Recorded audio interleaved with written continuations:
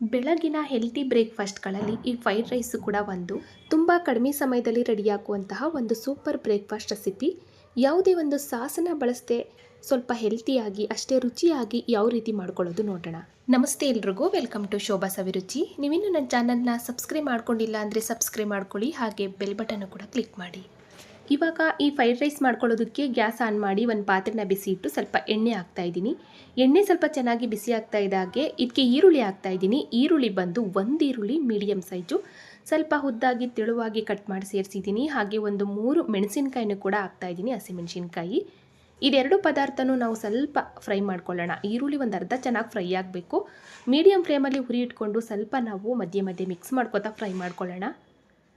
ಇವಾಗ ನೋಡಿದ್ರಲ್ಲ, ಈರುಳ್ಳಿ ಈ ರೀತಿ ಫ್ರೈ ಆಗಬೇಕಾದ್ರೆ ನಾವು ಹಿಂದೆನೇ ಸ್ವಲ್ಪ ಶುಂಠಿ ಬೆಳ್ಳುಳ್ಳಿ ಪೇಸ್ಟನ್ನ ಹಾಕಿ ಫ್ರೈ ಮಾಡ್ಕೊಳ್ಳೋಣ. ಶುಂಠಿ ಬೆಳ್ಳುಳ್ಳಿ ಪೇಸ್ಟ್ ಇದ್ದರೆ ಹಾಕೊಳ್ಳಿ, ಇಲ್ಲಾಂದರೆ ನೀವು ಶುಂಠಿ ಮತ್ತು ಬೆಳ್ಳುಳ್ಳಿನ ಚಿಕ್ಕದಾಗಿ ಹೆಚ್ಚಿ ಸೇರಿಸಿದ್ರೆ ಫ್ರೈಡ್ ರೈಸು ಇನ್ನೂ ಚೆನ್ನಾಗಿರುತ್ತೆ. ಇಲ್ಲಿ ನಾನು ಒಂದು ಅರ್ಧ ಸ್ಪೂನ್ ಆಗುವಷ್ಟು ಶುಂಠಿ ಬೆಳ್ಳುಳ್ಳಿ ಪೇಸ್ಟ್ ಹಾಕಿದ್ದೀನಿ. ಸ್ವಲ್ಪ ಹಸಿ ವಾಸನೆ ಹೋಗೋ ತನಕ ಫ್ರೈ ಮಾಡಿಕೊಂಡ್ರೆ ಸಾಕು, ತುಂಬ ಹೊತ್ತೇನು ಫ್ರೈ ಮಾಡೋದು ಬೇಡ. ಇವಾಗ ನೋಡಿ ಈ ರೀತಿ ಚೆನ್ನಾಗಿ ಫ್ರೈ ಮಾಡಿಕೊಂಡು ಇವಾಗ ಇದಕ್ಕೆ ಸ್ವಲ್ಪ ತರಕಾರಿಗಳನ್ನ ಹಾಕಿ ಫ್ರೈ ಮಾಡ್ಕೊಳ್ಳೋಣ. ತರಕಾರಿ ಬಂದು ನಾನು ಸ್ವಲ್ಪ ಕ್ಯಾರೆಟ್ ಹಾಕ್ತಾಯಿದ್ದೀನಿ, ಒಂದೇ ಒಂದು ಕ್ಯಾರೆಟು ಮೀಡಿಯಮ್ ಸೈಜು. ಹಾಗೆ ಸ್ವಲ್ಪ ಹುರುಳಿಕಾಯಿನೂ ಕೂಡ ಹಾಕಿದ್ದೀನಿ. ಈ ಕ್ಯಾರೆಟು ಮತ್ತು ಹುರುಳಿಕಾಯಿನ ಫಸ್ಟ್ ನಾವು ಫ್ರೈ ಮಾಡ್ಕೊಳ್ಳೋಣ. ಎಣ್ಣೆನಲ್ಲೇ ಚೆನ್ನಾಗಿ ನಾವು ಫ್ರೈ ಮಾಡ್ಕೋಬೇಕು. ಚೆನ್ನಾಗಿ ಅಂದರೆ ಪೂರ್ತಿಯಾಗಿ ನಾವು ತರಕಾರಿಗಳನ್ನ ಫ್ರೈ ಮಾಡ್ಕೋಬಾರ್ದು. ಒಂದು 50% ತರಕಾರಿ ಫ್ರೈ ಆದರೆ ಸಾಕು. ಮೀಡಿಯಮ್ ಫ್ಲೇಮಲ್ಲಿ ಉರಿ ಇಟ್ಕೊಂಡು ಸ್ವಲ್ಪ ನಾವು ಚೆನ್ನಾಗಿ ಫ್ರೈ ಮಾಡ್ಕೋಬೇಕು. ಇಲ್ಲಿ ನಾನು ಕ್ಯಾರೆಟು ಮತ್ತು ಹುರುಳಿಕಾಯಿ ಹಾಕ್ಕೊಂಡಿದ್ದೀನಿ. ಇದಕ್ಕೆ ನಾನು ಕ್ಯಾಬ್ರೇಜ್ ಹಾಕ್ತಾಯಿಲ್ಲ. ನೀವು ಬೇಕು ಅಂದರೆ ಕ್ಯಾಬ್ರೇಜ್ ಸೇರಿಸ್ಕೊಳ್ಳಿ, ಇನ್ನೂ ಚೆನ್ನಾಗಿರುತ್ತೆ. ಇವಾಗ ನೋಡಿ ಈ ರೀತಿ ನಾನು ಸ್ವಲ್ಪ ಫ್ರೈ ಮಾಡ್ಕೊಂಡಿದ್ದೀನಿ. ನೋಡಿದ್ರಲ್ಲ, ಇಷ್ಟಾಗಿದೆ. ಒಂದೇ ಒಂದು ನಿಮಿಷ ಅಷ್ಟೇ, ತುಂಬ ಹೊತ್ತೇನು ಫ್ರೈ ಮಾಡೋದು ಬೇಡ. ತರಕಾರಿ ನಮಗೆ ಪೂರ್ತಿಯಾಗಿ ಫ್ರೈ ಆಗಬಾರ್ದು.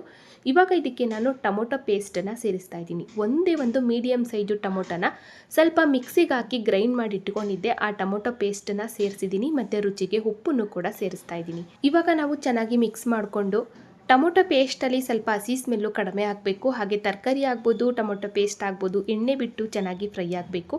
ಒಂದು 2 ನಿಮಿಷ ನಾವು ಮಧ್ಯ ಮಿಕ್ಸ್ ಮಾಡಿಕೊಂಡು ಉರಿನ ಮೀಡಿಯಮ್ ಫ್ಲೇಮಲ್ಲಿ ಇಟ್ಕೊಂಡು ಫ್ರೈ ಮಾಡಿಕೊಂಡ್ರೆ ಆಯಿತು. ಇವಾಗ ನೋಡಿದ್ರಲ್ಲ, ಈ ರೀತಿ ನಾನು ಫ್ರೈ ಮಾಡ್ಕೊಂಡಿದ್ದೀನಿ ನೋಡಿ.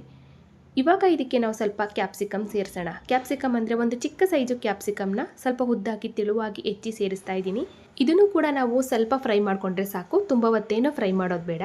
ಈ ಟೊಮೊಟೊ ಪೇಸ್ಟನ್ನು ಯಾಕೆ ಹಾಕಿದ್ದೀನಿ ಅಂತ ಅಂದರೆ, ಇಲ್ಲಿ ನಾವು ಫ್ರೈಡ್ ರೈಸ್ಗೆ ಯಾವುದೇ ಒಂದು ಸಾಸನ್ನು ಬಳಸ್ತಾ ಇಲ್ಲ, ಹಾಗಾಗಿ ಟೊಮೊಟೊ ಪೇಸ್ಟನ್ನು ಹಾಕಿರೋದಷ್ಟೇ. ನೀವೇನಾದರೂ ಫ್ರೈಡ್ ರೈಸ್ಗೆ ಸಾಸ್ಗಳನ್ನ ಬಳಸಿ ನಾನು ಫ್ರೈಡ್ ರೈಸ್ನ ಮಾಡ್ತೀನಿ ಅನ್ನೋದಾದರೆ ಈ ಟೊಮೊಟೊ ಪೇಸ್ಟನ್ನು ಹಾಕಿಲ್ಲ ಅಂದರೂ ಕೂಡ ಆಗುತ್ತೆ. ಟೊಮೊಟೊ ಪೇಸ್ಟ್ ಹಾಕೋದ್ರಿಂದ ಫ್ರೈಡ್ ರೈಸ್ಗೆ ಒಂದೊಳ್ಳೆ ರುಚಿ ಬರುತ್ತೆ. ಸಾಸ್ಗಳನ್ನ ಹಾಕ್ತಾ ಇಲ್ಲ ನೋಡಿ, ಹಾಗಾಗಿ ಇವಾಗ ಉಪ್ಪು ಹಾಕಿದ್ದಾಯಿತು, ಟೊಮೊಟೊ ಪೇಸ್ಟ್ ಹಾಕಿದ್ದಾಯಿತು, ಕ್ಯಾಪ್ಸಿಕಮ್ ಹಾಕಿದ್ದಾಯಿತು ಮತ್ತು ಚೆನ್ನಾಗಿ ಫ್ರೈ ಮಾಡಿಕೊಂಡು ಇವಾಗ ನಾವು ಇದಕ್ಕೆ ಆವಾಗಲೇ ರೆಡಿ ಮಾಡಿ ಇಟ್ಕೊಂಡಂಥ ಅನ್ನ ಹಾಕಿ ಮಿಕ್ಸ್ ಮಾಡ್ಕೊಳ್ಳೋಣ. ಅನ್ನ ಬಂದು ನಾನು ನಾರ್ಮಲಾಗಿ ಮನೆಯಲ್ಲಿ ಉಪಯೋಗಿಸೋ ಅಕ್ಕಿಯಿಂದ ಅನ್ನ ಮಾಡಿ ಇಟ್ಕೊಂಡಿದ್ದೆ. ಸ್ವಲ್ಪ ಉಪ್ಪು ಹಾಕ್ಕೊಂಡು ಉದುದ್ರಾಗಿ ಅನ್ನ ಮಾಡಿ ಇಟ್ಕೊಂಡಿರಬೇಕು. ಅದನ್ನು ಪೂರ್ತಿಯಾಗಿ ಸೇರಿಸಿದ್ದೀನಿ. ಮತ್ತು ಈ ಫ್ರೈಡ್ ರೈಸ್ಗೆ ಮೇನ್ ಇಂಗ್ರೀಡಿಯೆಂಟ್ಸು ಪೆಪ್ಪರ್ ಪೌಡ್ರು. ಒಂದು ಅರ್ಧ ಸ್ಪೂನ್ ಆಗುವಷ್ಟು ನಾನು ಫೈನಲಿ ಪೆಪ್ಪರ್ ಪೌಡ್ರನ್ನು ಕೂಡ ಹಾಕಿದ್ದೀನಿ. ಹಾಗೆ ಸ್ವಲ್ಪ ಕೊತ್ತಂಬರಿ ಸೊಪ್ಪನ್ನು ಕೂಡ ಹಾಕಿದ್ದೀನಿ. ನೋಡಿ, ಇದಿಷ್ಟೇ ಪದಾರ್ಥ. ಉರಿನ ಕಡಿಮೆ ಮಾಡಿಕೊಂಡು ಚೆನ್ನಾಗಿ ಮಿಕ್ಸ್ ಮಾಡಿಕೊಂಡು ಆಮೇಲೆ ನಾವು ಗ್ಯಾಸ್ ಆಫ್ ಮಾಡ್ಕೊಳ್ಳೋಣ. ಈ ಫ್ರೈಡ್ ರೈಸ್ಗೆ ನಾವು ಧನಿಯಾ ಪುಡಿ ಹಾಕೋದಾಗ್ಬೋದು, ಚಿಲ್ಲಿ ಪೌಡ್ರು, ಗರಂ ಮಸಾಲ, ಯಾವ ಸ್ಪೈಸಿ ಐಟಮ್ಗಳನ್ನು ಹಾಕೋ ಅವಶ್ಯಕತೆ ಇಲ್ಲ. ತುಂಬ ರುಚಿಯಾಗಿರುತ್ತೆ ಮತ್ತು ತುಂಬ ಸಿಂಪಲ್ಲಾಗಿ ಆಗುವಂತಹ ಒಂದು ಸೂಪರ್ ಬ್ರೇಕ್ಫಾಸ್ಟ್ ಇದು. ಬೆಳಗಿನ ಬ್ರೇಕ್ಫಾಸ್ಟ್ಗಾದರೂ ಸರಿ ಅಥವಾ ಮಕ್ಕಳ ಲಂಚ್ ಬಾಕ್ಸ್ಗಳಿಗಾದರೂ ಸರಿ, ತುಂಬ ಇನ್ಸ್ಟೆಂಟಾಗಿ ಕಡಿಮೆ ಸಮಯದಲ್ಲಿ ಆಗುವಂಥ ರೆಸಿಪಿ.